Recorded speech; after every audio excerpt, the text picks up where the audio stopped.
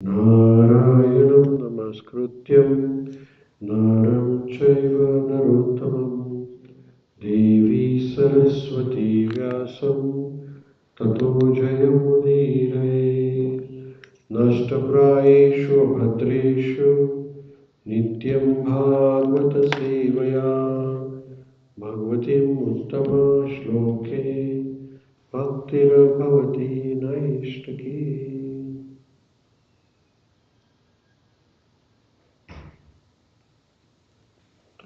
Rudra Shrimad Bhagavatam ki jai. So we're reading Shrimad Bhagavatam, third canto, fifth chapter, titled as Vidurji's talk with Maitreya Rishi, text number 32. Shloka is on the screen. You can repeat after me. It's a one-line shloka. Only one line in that. Usually shloka has 4 lines. This is the only one-line shloka. So it's very typical. You can follow me. Tamaso Bhuta Sukshmadir Yataha Kham Lingam Atmana. So the whole shloka is Tamaso Bhuta Sukshmadir Yatha Kham Lingam Atmana. Kham Lingam Atmana. Translation. Tamasa. Tamasa means from the mode of ignorance. Bhuta Sukshma Adi, subtle sense object. Yataha, from which Kham, sky, Lingam, symbolic representation. Atmanaha, the Supreme Soul. The translation is the sky is the product of sound, and the sound is the transformation of egoistic ignorance. In other words, the sky is the symbolic representation of Supreme Soul, which is the Super Soul, Paramatma. तो ये श्लोक और इसके पहले के श्लोक में भी सृष्टि के निर्माण के बारे में बताया गया है कि कैसे चीज़ें का निर्माण हुआ। तो पहले तो भगवान स्वयं कृष्ण, भगवान कृष्ण में से फिर निकले बलराम जी। बलराम जी ये भगवान का एक्सपेंशन है, और भगवान ने 2 प्रकार की शक्तियों का भी एक्सपेंशन किया। एक है भगवान की अंतरंग शक्ति और दूसरी है बहिरंग शक्ति। अंतरंग शक्ति भगवान की जो है वो है राजरानी, और बहिरंग शक्ति है वो है योग माया। तो भगवान की जो शक्ति है अंतरंग, उनका कार्य है भगवान के धाम का संचालन करना, और जो अंतरंग शक्ति बहिरंग शक्ति है माया शक्ति, उसका काम है भौतिक जगत का संचालन करना। और ये दोनों शक्ति हर एक जीव के ऊपर परिणाम करती है। जब हम भौतिक चीज़ों के प्रति आकर्षित हो जाते हैं, when we are attracted towards the material things, then we are controlled by the material energy, which is Maya Shakti of Lord. Under the Maya Shakti, then we are under the illusion, and we are into this material world. We are trapped into this material world because of the Maya Shakti. Maya Shakti makes us believe that we are the enjoyers. So, as long as we have a tendency to enjoy material things, enjoy means you feel like you are the god, you are the controllers. In a factory, suppose you are working in a mill or somewhere, company, do you go there to enjoy? We go there for work, right? And who is the enjoyer? The boss. The owner of the company is the enjoyer, right? You're not the enjoyer. He's the one who gets all the profits, and he can use that money to go to wherever he wants. But we are there to work for them. He may not come to the company and go for a picnic, is fine for him. Still he will get paid. But we will not get paid if we don't go. So we are not the enjoyer. Similarly, the whole universe, everything is owned by Krishna. And he is the ultimate enjoyer. We are here to serve. But what happens? We think that we are the enjoyers. Then what happens? Then you say, oh, if you are an enjoyer, then you are not the boss, but you think you are the boss, then I'm going to fire you. Is that right? The boss will fire you. Say, don't come tomorrow. So long as we are thinking that we are the enjoyers, we'll remain here. We'll never go to Krishna Loka. Because Krishna Loka, only those souls can enter who have completely firmly understood that Krishna is the enjoyer. We are not the enjoyer. We are the servants. Our enjoyment is how to please our master. That is our enjoyment. Our enjoyment is not that we want to be the master. We don't want to be Krishna. We want to serve Krishna. That is our ultimate enjoyment. So in bhakti, what is the real fun in bhakti? To serve Krishna. So that is the main thing. So here in this shloka also the same theme is continuing. Prabhupada explains in the Vedic hymns it is said that etas madad atmana akash sambuddha. The sky is the symbolic representation of Supreme Soul. So when we see the sky, what do we remember? Hey Krishna Karuna Sindhu Dina Bandhu Jaganpate. When we see the sun, what do we remember? Krishna Om Namo Bhagavate Vasudevaya. When we see the moon, we see the sky, rain, sun, everything, whatever we see, they are representation of Krishna. It is explained by Krishna in the 10th chapter of Bhagavad Gita, Vibhuti Yoga. Lord Krishna explains that. And all these are my symbolic representation. They cannot represent me. They are symbolic representation. For example, post office in Thunder Bay is a symbolic representation of the government of Canada. But post office is not like whole government of Canada. Okay? Right? Is that right? Similarly, income tax office is a representation of a government. But income tax office is not the government. Government has military offices, so many other things. Similarly, sky is one of the symbolic representation of Krishna. Sky is not Krishna. Some people think the sky is God. No. Sky is one of the representations. Sun is one of the representation. That how powerful is Krishna that he has supplied so many things to us to look at it and feel. If you ever go to, say, Niagara Falls, if you go to Niagara Falls, you see the energy flowing from there. Have you been there? Oh my God, you see from the eye to eye, you can feel how powerful is the energy of that falls. So big that we can see it ourselves. Now that representation of energy is not even a fraction of Krishna's energy.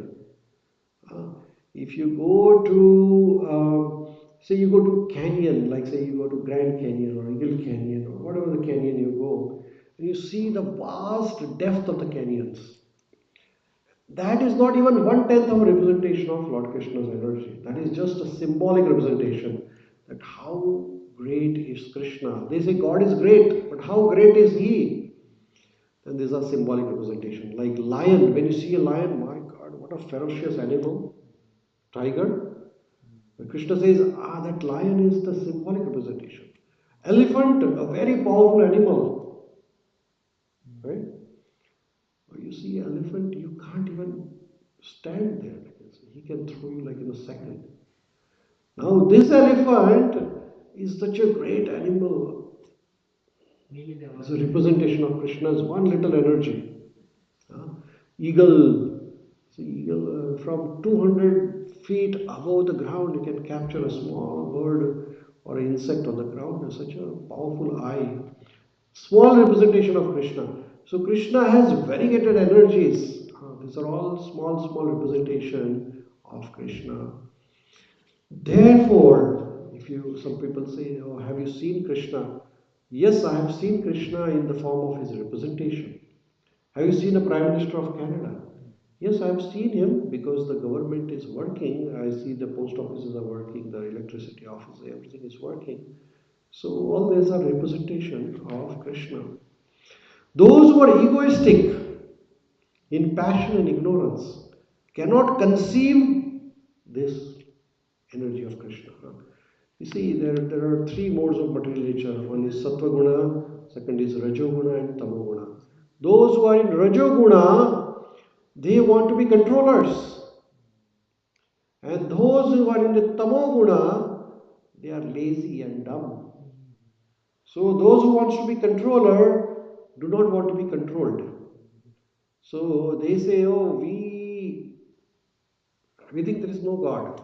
Why there is no God? Because we are the controllers. So why God can control me? So that is the problem with the people in the mode of passion. So those big businessmen, big money making machines, they think that they are God because they have like billion and trillion of dollars. They can buy anything on the planet. So they think we are the God now. They can buy anything. And then people who are ignorance, who are sleepy, who doesn't want to get up, who wants to have drugs and alcohol, or who want to do all sorts of nonsense things, they say there is no God. We are the only.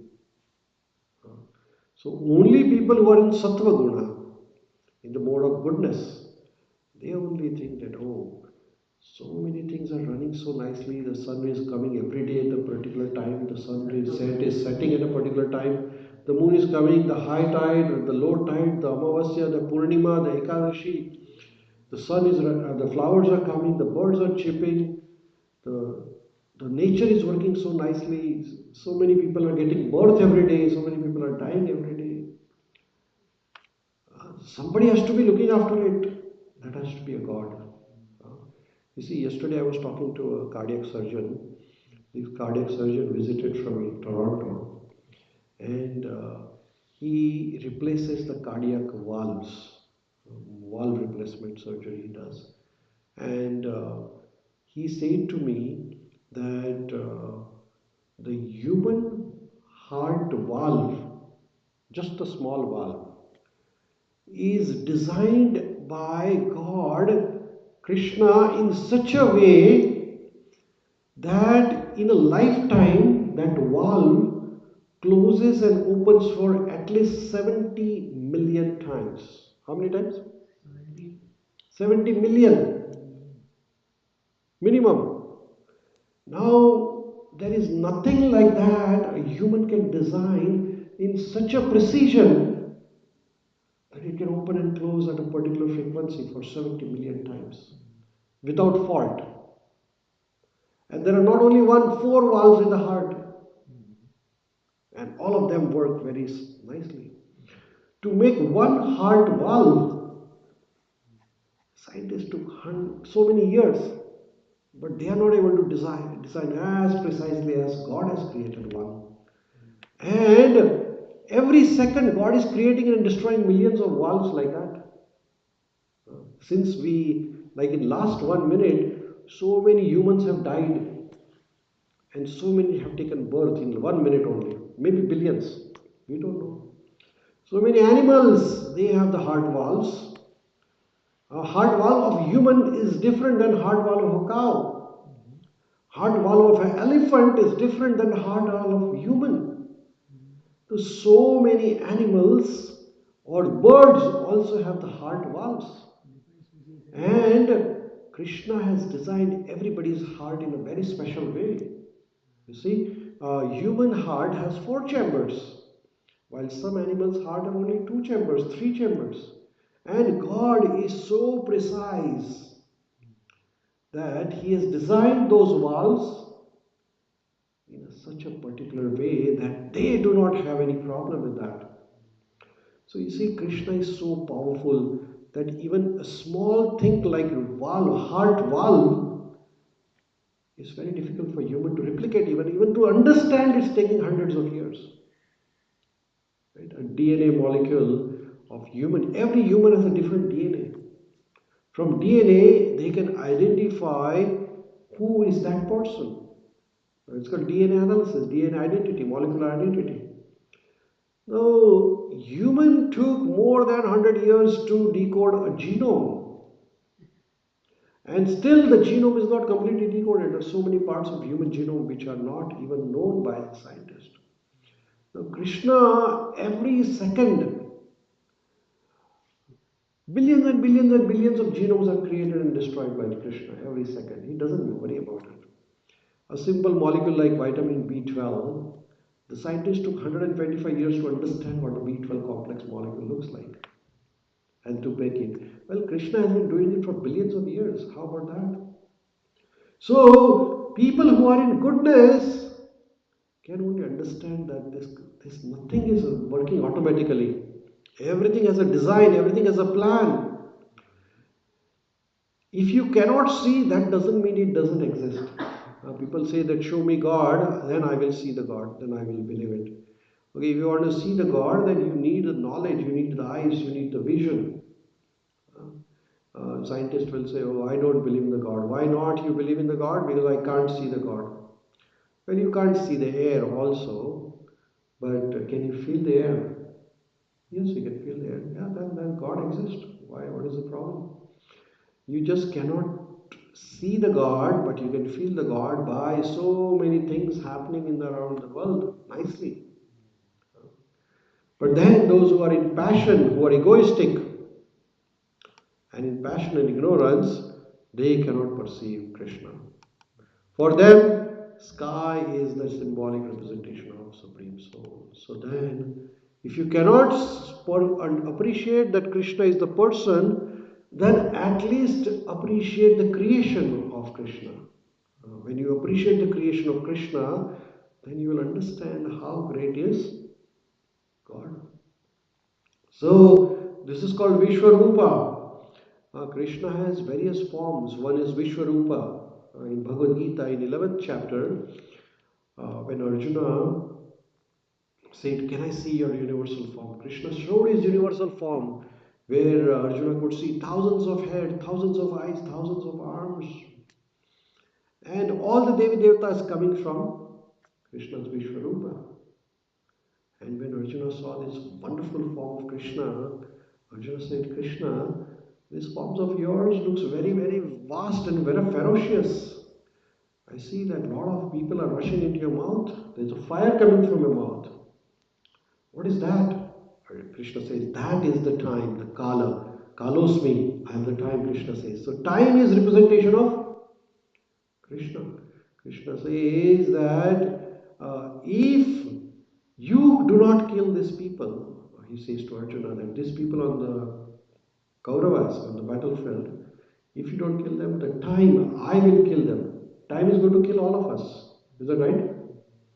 Today we are here, but after 2 years, I don't know whether I'll be alive or dead. Because it's the time which is going to kill us. So, time can come to you in form of Krishna, or time can come you to in front of death. It all depends how you use the time. If you use the time for service of Krishna, then Krishna will be there in front of you in the form of time. But if you use the time for sense enjoyment, then the Kala, then the time will come as a death. Because those who are godless, they are going to be here forever. You're not going to get out of this. Why? Because if you do not accept a boss as a boss, then you're going to get punished. Right? If you say, I don't believe in the boss, like if you have a manager or supervisor in your work, you say, I'm not going to obey the manager, I'm not going to listen to supervisor. Okay, please get out of this place. Is that right? Of course, right? So if you're not going to listen to Krishna, then Krishna say, okay, I will. You are not eligible to be human. Now you become animal now. Because animals have no intelligence, they don't listen to anybody. Nowadays animals are better than humans probably. You can train a dog to sit nicely, but it's hard to train human beings. You can train a dog to be quiet, but humans, they don't stop.